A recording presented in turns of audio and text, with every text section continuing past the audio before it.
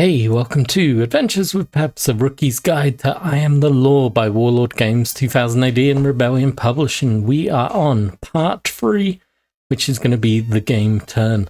Now, as you can see on the screen, I decided rather than just keep constantly showing pages, you're going to watch me paint some, I think it's Marvel Crisis Protocol terrain. It's not a pretty paint job, hence it's not getting its own video, but I thought I'd have that playing to keep us all interested. And then certain rules I will just pop up into the video when I feel necessary. So we are starting at page 14 of the rulebook, the game turn. Judge Dredd is played using a system of drawing action chips. You see this photo I'm putting up on the screen. Every model in your group gets one of these tokens. It doesn't matter if they're the leader, a ganger, a pack of Juves, they'll all get a token. These are all put into a bag, and during a turn, they are randomly drawn out. And depending on whose token is drawn, depends who gets to activate one of their models. It's a pretty easy system. It's very similar to what they had in Bolt Action. They used dice in that version, but it's a very clean, easy system to follow. If you have 10 models, you have 10 action chips. It's as simple as that. If a model is took out of action, you lose the action chip. It stays out of the bag. The person with more chips in the bag is ultimately going to get more chances to play. Then you have certain characters, usually your leaders, most judges as well. They have a cool value of 4 or more. You get what's called a star chip. Now, this chip works exactly the same way as an action chip. Once it's pulled, if it's your color chip, you get to activate a model. The thing that is different about it is that once you've done all your actions with that model, you could do what they call going for broke, which is where you have the chance to roll dice equal to your cool factor. And if you roll the 2000 AD symbol, you get to put the chip back into the bag. Now, this has a lot of advantages. If it's early on in your turn, you pull out a star chip and you put it on a model with a nice cool rating, it's worth going for it. Get that chip back in there. The model is freed up as well.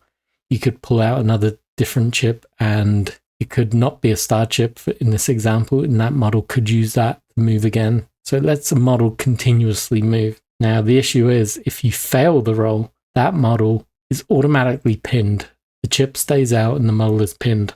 If it's the last chip in the bag, you can continue to put it in, but it happens to then get a -2 to the roll. So unless you've got a really high cool value, it's a big risk. When you've drawn your chip and it's your turn, you choose the model you wish to activate. That model is allowed to do 2 single actions or 1 double action. We're going to go over the actions probably in the next video because this is purely about the game turn.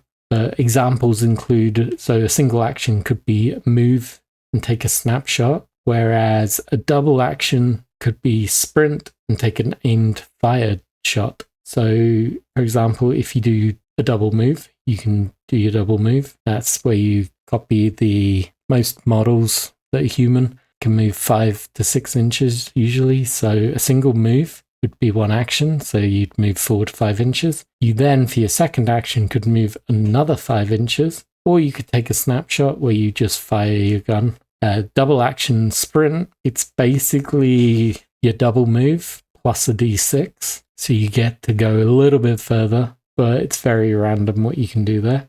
Or the aimed fire shot gives you advantages when shooting, because you've obviously took 1 action to aim and then 1 action to fire.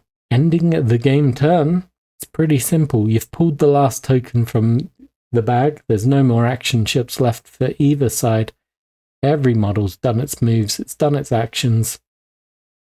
You gather up all your action chips. You place them back in the bag. Give it a good shake. Make sure you don't favor one side over the other. Make sure that anybody who has been took out of play has their chip removed. Now, it's very important that if it's a model with a cool factor of 4 or more, that you remove the star chip. That chip is only in the bag because that character was in the bag.